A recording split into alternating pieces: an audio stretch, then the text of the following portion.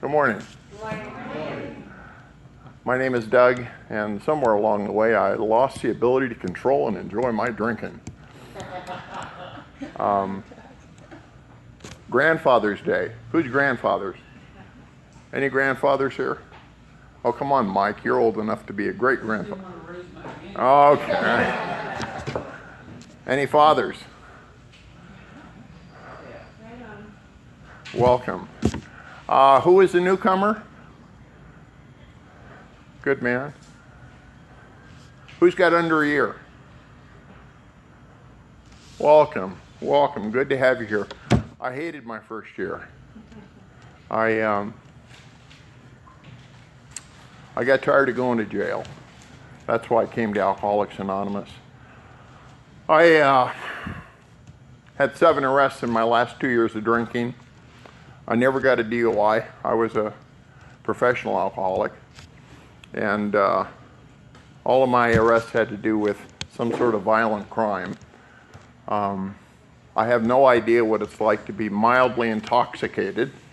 I've always been more or less insanely drunk. I don't know how to have 1 or 2 or 3 on account of somewhere along that way. I just get a desire to be downtown. And that doesn't mean sitting on the Strand wall. It probably means passed out behind it.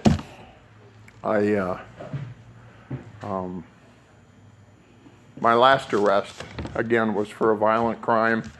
I was charged with a felony this time. And they didn't OR me. There was a $50,000 bail involved, and it took my mother 2 weeks to come up with a bondsman that would get me out of jail. So that was my first real stretch of alcohol-free reality in a long time, and I hated it. Unfortunately, I came out of that period with the only conclusion I came to is that I got to learn how to drink differently. And so for the next couple of weeks, I tried to modify my drinking in such a way, I'd mix my cheap vodka with something else, or I'd have a meal before I drank, and so forth and so on, and I would just end up drinking more. So it became very clear to me that I had lost the ability to control and enjoy my drinking. And that's what brought me to Alcoholics Anonymous, for good and for all, at the age of 39. My sobriety date is December 4th of 1990. I don't say that to impress you, but it impresses the hell out of me. When I got to Alcoholics Anonymous, I was not struck wonderful. I came in here with the desire to stay sober only because I didn't want to go to jail. But now that I was sober, I could take it from here. Thank you very much. And that's it's pretty much the attitude I had for my first whole year of sobriety. I turned 40 years old when I was 11 months sober, and I remember coming out of the shower that morning and recognizing that I just didn't look like that 24-year-old stud that lived up here in the entertainment center, and that was very depressing. And I did something very uncharacteristic for Dougie. I picked up the phone and I called my sponsor. I shared with them that I really didn't have a clue about how to be sober and how to be comfortable at the same time. That was a significant difference for me. I surrendered. And I knew that I was amazed that as I shared that information with my sponsor, I actually felt better. In hindsight, I can see that what actually happened during that period was I had accidentally worked the whole first step. I knew that I didn't want to go to jail anymore, and I was finally coming to terms with the fact that Dougie is the problem, and that my life was unmanageable by me. I got a little bit of relief as a result of that admission. To this day, my solution always begins with the truth. We admitted, and today, surrender is a reoccurring theme in my life. one of the benefits of staying sober for a while and achieving the ripe old age of 67 is that you realize at some point that it takes a whole lot of stamina to live in the problem. I don't have the stamina anymore. I can tolerate a little bit of discomfort, but as a rule, that's all that's necessary for me to get back into the solution. Surrender is a muscle that I've developed over the years. It gets easier with practice, and I still don't particularly like it, but once I'm in enough discomfort, it works. In that first year, my priority was to find something or somebody to make Dougie feel better. And that somebody came in the form of a woman that was 6 foot tall, 8 years younger than myself, and incredibly beautiful. I became convinced that if she and I are in a relationship, then I could do this thing you guys call sobriety. So, at 14 months of sobriety, I ran away from home. I left a wife and 3 children in favor of the prettier, younger model, and moved directly in with her. Didn't pause between my marriage and that relationship. And over the course of the next 2.5 years, we rode this incredible roller coaster of ups and downs, and the only thing that was consistent about that relationship is that it was never boring. Bria, do you have another bottle of water there? No? Thank you, Karen.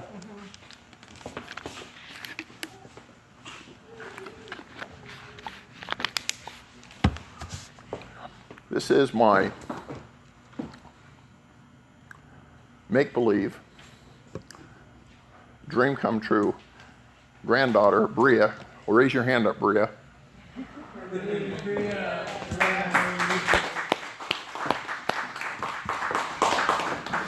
I asked her if she wanted to come to this thing this morning, and there was a long hesitation. And then I said, I know you hate it, but we'll have to take the motorcycle. She said, okay. She, on the way out of the house, she did another thing. She said, well, if I go, can we go to the 99-cent store afterwards? I'm saving her a seat.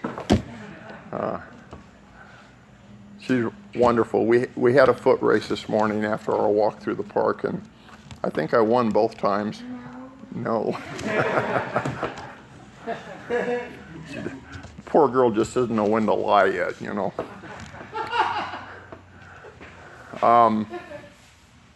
Forgot where I was in my story. Oh, I know. This incredible relationship. Wonderful.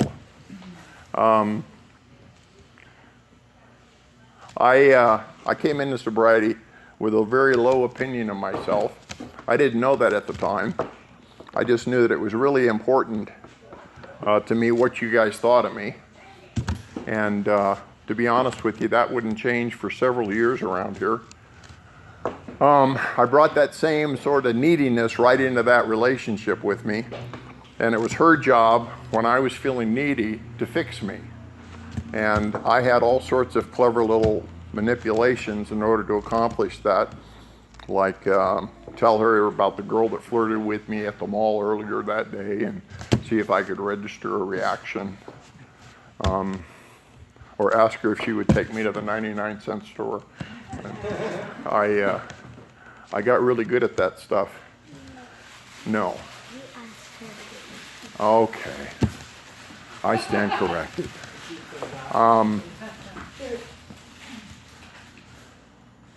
I wore the woman out over the course of 2.5 years in that relationship. She kicked me to the curb 3 times, and finally she was going to make it stick. I moved into my 35-foot, 13-foot travel trailer. I parked it on a buddy's vacant lot next to his house in downtown San Jose, and wasn't working at the time. So I had a lot of time to think. I had what's referred to as a nervous breakdown. I didn't drink. I was sleeping every other night. When I could get some sleep, I'd catch an hour or two. And I experienced the most profound pain I've ever felt in my entire life. It amazes me to this day that I didn't drink during that period. I got to a point of suicide. I was given that serious thought. I remembered something that I had heard in a meeting or read in the literature or something, that under circumstances like this, it might be a good idea to work with another alcoholic. I went to our local Alano club in San Jose and met this guy with about 90 days of sobriety. His name was Michael. And I did the very best I could to ask him questions, to shut up and just listen to his answers and try to be a present listener rather than just make it all about me. And eventually I felt comfortable enough with Michael that I shared with him my thoughts on suicide. And he said something incredibly profound.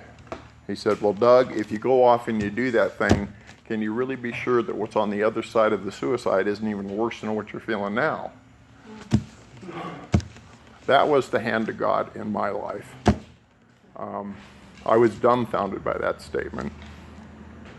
And that was the first time in my sobriety that I gave serious consideration to picking up a simple kit of spiritual tools and opening the book.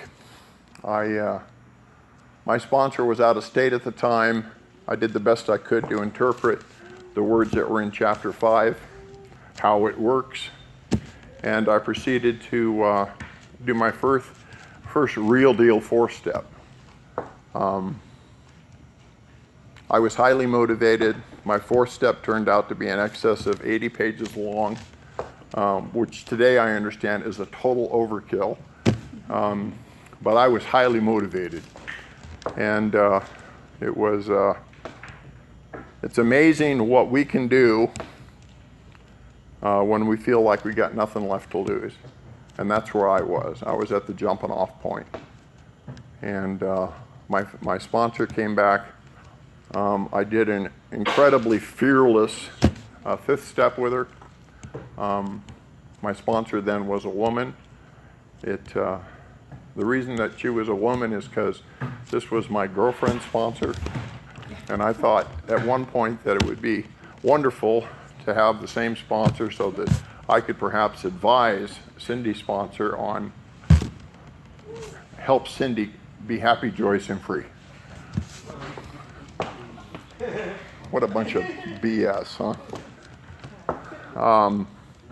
It took me 3.5 years to get to that 4th step. It was right on time as far as I'm convinced.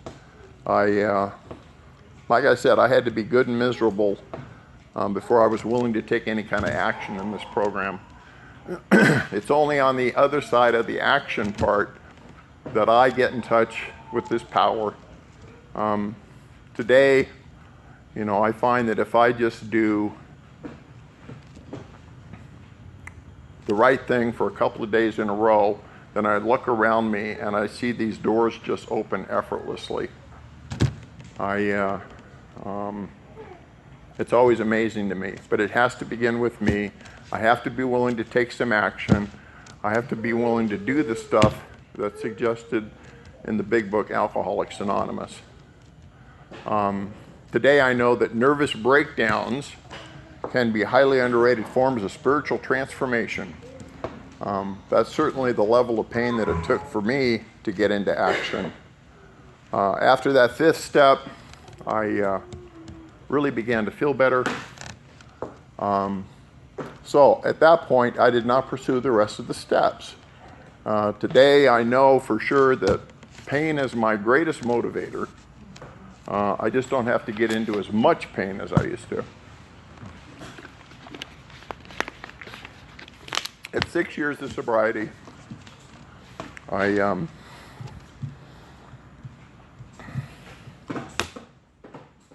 had to quit smoking. I was developing a pretty serious illness behind my nicotine addiction. I did a quit date. I read a book that was recommended in Nicotine Anonymous called How to Quit Smoking Even If You Don't Want to. That sounded perfect for me because I sure as hell didn't want to quit. And I talked to a bunch of people in the fellowship that had successfully quit and got some great advice. You got to be careful in AA meetings about asking for advice. It can be like trying to take a drink out of a fire hose. I got the information I needed, selected a quit date, and quit the night before. In fact, it was 2 weeks later when I had my son for a visit. Jeremy was 16 at the time. He had been involved in a bicycle accident a few weeks before, and he lost consciousness at the scene. And the emergency room doctor, as a precaution, put him on a drug called Dilantin, which is an anti-seizure medication that some of us might be familiar with. The drug's got some pretty nasty side effects. It can give you blurred double vision, makes you feel really tired, and that's where Jeremy was at that weekend. And I was 2 weeks without my drug nicotine, and I was feeling everything much better, especially my anger. I saw his behavior as attention-seeking, and it just pissed me off. I really lost it with him that weekend. And 4 days later, he disappeared.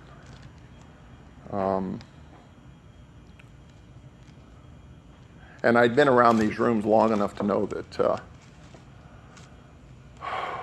I owed him an amends for the way I'd behaved that weekend. And I never got around to it. He was gone a day, and then 3 days, and then a week, and then San Jose Police Department labeled it a runaway situation. That just didn't sit well with me. And finally, an amazing man by the name of John Carney agreed to be my sponsor. I was just beside myself. I felt incredible guilt and anguish at the way I treated my son. And was getting very little sleep at the time. I had a really successful sales job, but I couldn't remain focused enough to be good at it. I took another volunteer position working in a home for developmentally disabled adults and did the best I could just to get out from between my own ears. The guilt and the anguish that I felt was truly profound. I again found myself in enough discomfort that I went to this man and did another 4th step. Took out all of that stuff that we pack around with us between 4th steps and put that on paper. One of the things I owned in that 4th step was the fact that the women in my life had always been more important to me than my own children. I shared this information with my sponsor. We analyzed it for the character defects that were involved in my choices. And then my sponsor sent me back to the 4th step in the 12 and 12 and had me look up this list called the 7 Deadly Sins. And once he was sure I understood what those words meant, then he told me to write 2 different questions about each one of those character defects, like, what did my lust make me do that I shouldn't have done? What did my pride keep me from doing that I should have done?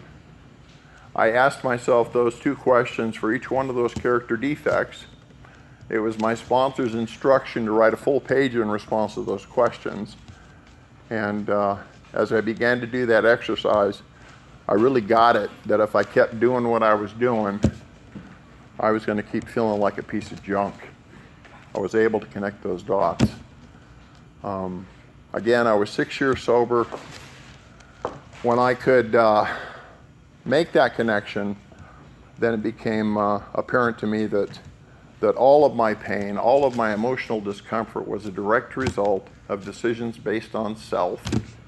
All of the pain that I feel anymore is a direct result of my character defects.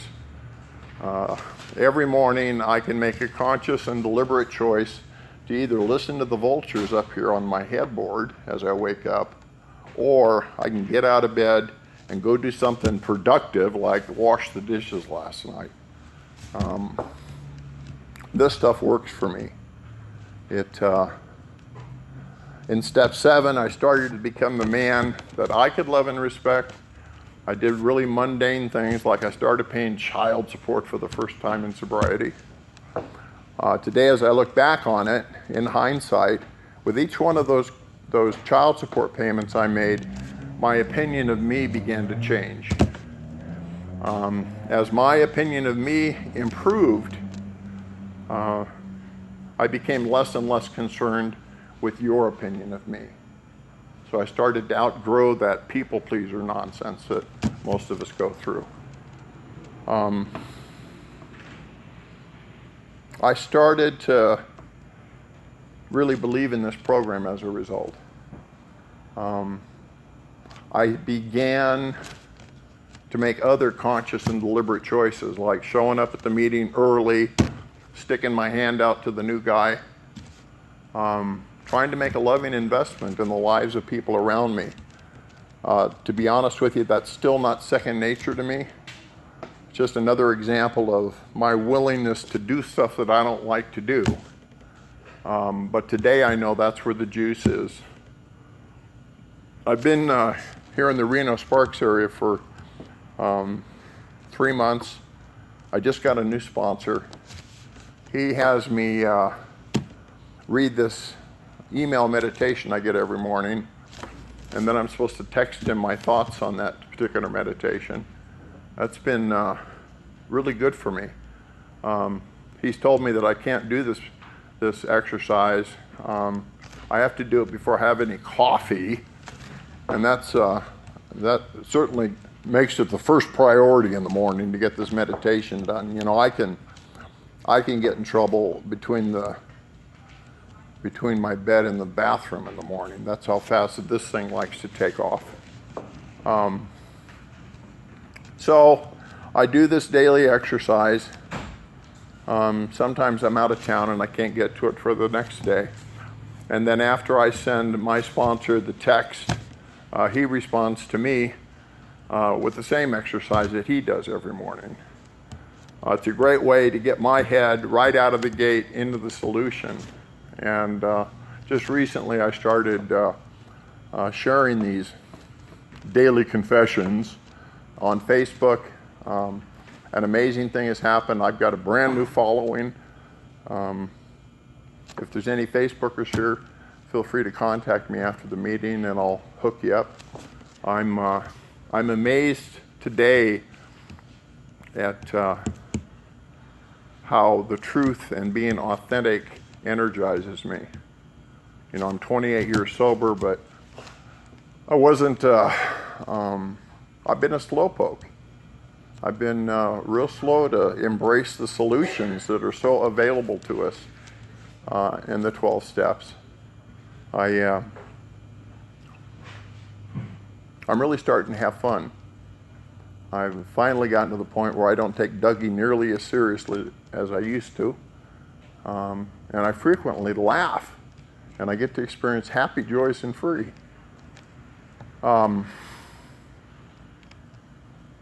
Jeremy was missing for 3 months when his remains were discovered in a place called Santa Teresa County Park.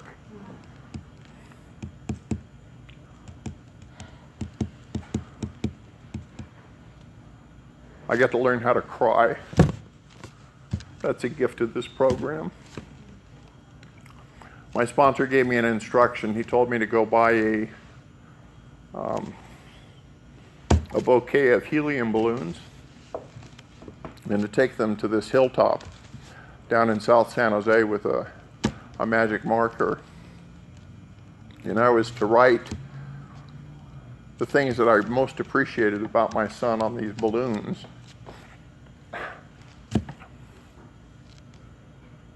And then I was to release the balloon. And each time I'd release a balloon, I'd set aside another piece of my pride and ego, and I'd lean into this pain a little bit further.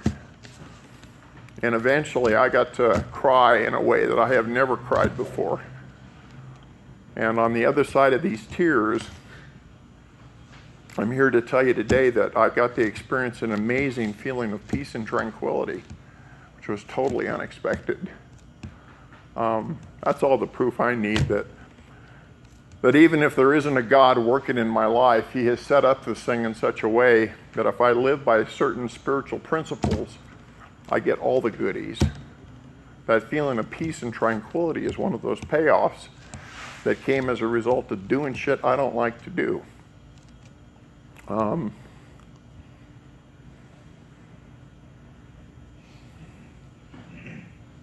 didn't have to drink through that experience. I didn't have to pick up a cigarette. And I got to experience a peace and a liberation that I certainly didn't deserve.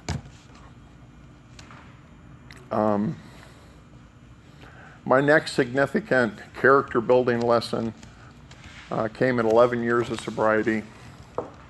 I had been involved with a woman in Alcoholics Anonymous for 3 years. We were living together.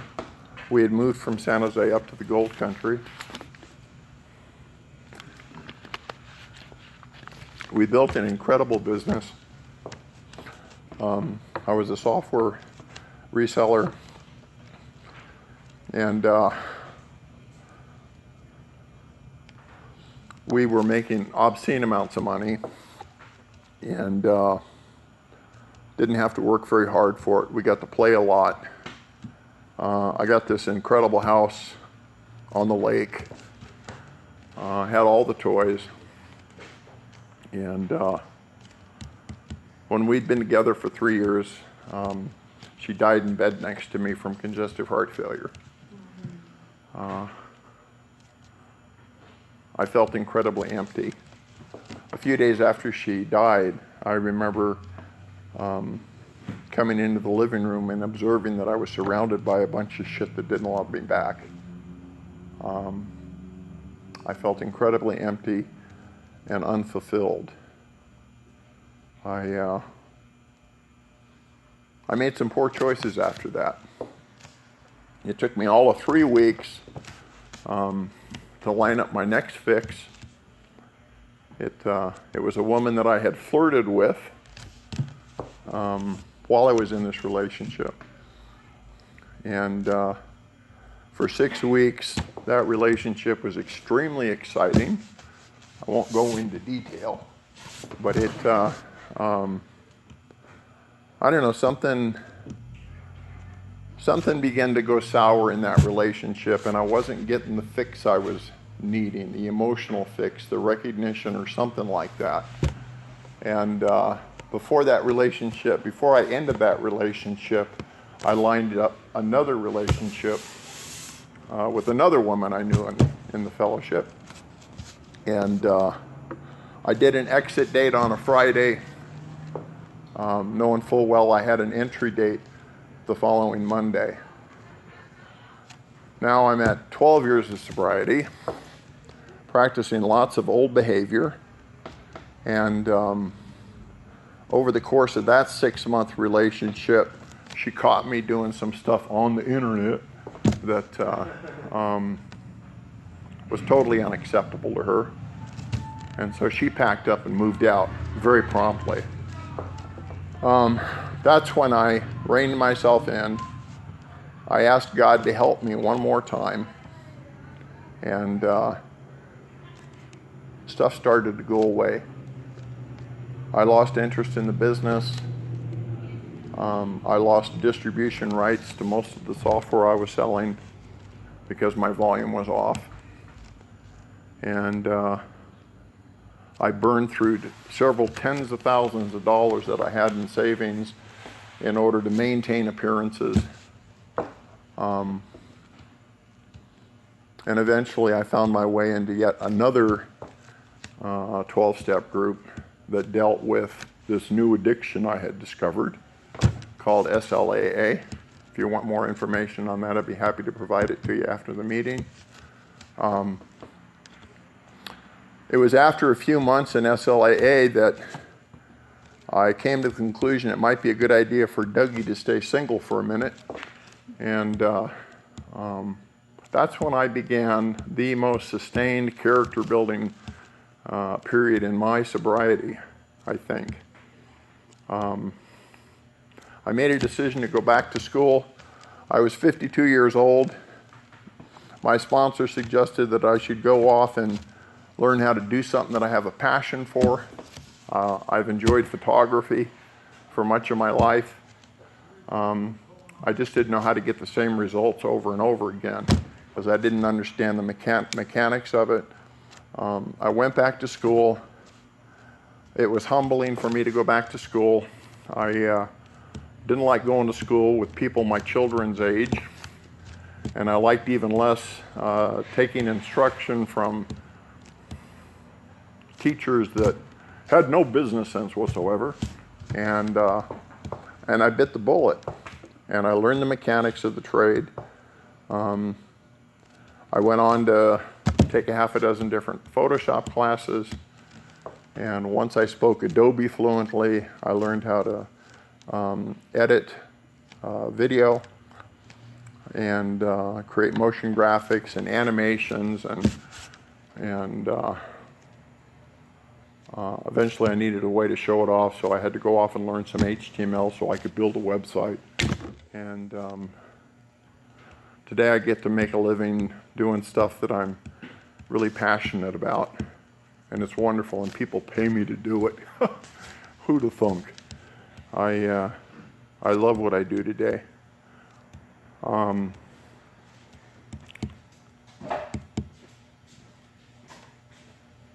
got to learn how to make amends, personal amends, after PJ's death. I made those amends to the two women whose lives I trashed in the 2 months or the 8 months after PJ died. I wrote them letters. I didn't think that I could make these amends face to face, without heading off into the weeds. So my sponsor gave me permission to write these letters. I submitted these letters to my sponsor for approval, and both of these letters had to go through several different rewrites to get Dougie's stuff out of there. I just have it's second nature for me to somehow turn the thing around and make it your fault. And I'm amazed at how easily I do that. It's one of those things I still have to remain vigilant about. One of those letters went through 4 different revisions. It went from like 3 pages down to a half a page after Dougie got out of there. When I take Dougie out of the equation, it makes room for this power. I don't have to like it, I just have to do it. And I didn't understand that for many years around here. Before I came to Alcoholics Anonymous, I really couldn't see any reason why Dougie shouldn't feel good all the time. And that's the same attitude that I brought right into sobriety with me. I suffer from a problem today that centers itself in my mind. And most often, what that sounds like is, oh, but dude, this time it'll be different. I still wrestle with that particular committee member.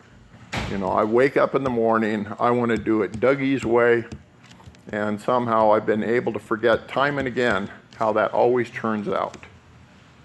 The surrender muscle is a little bit stronger today than it was when I first got here.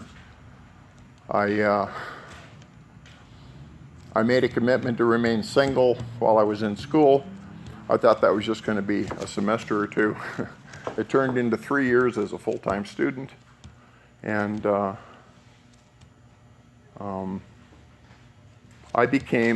gradually became the man that I could love and respect.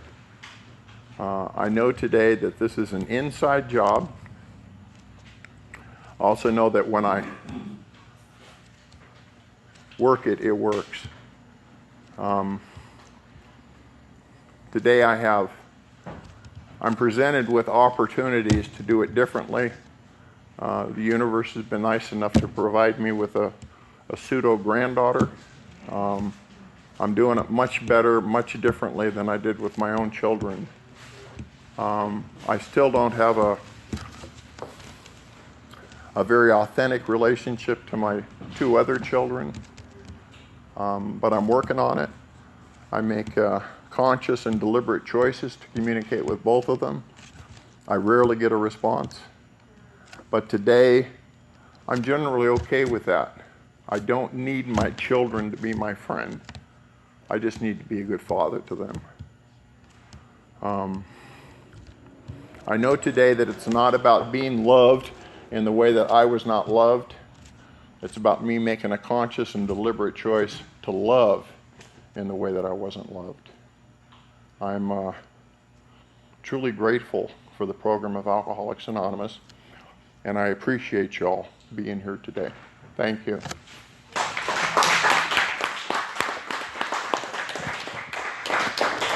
Thank you, God. We appreciate you sharing.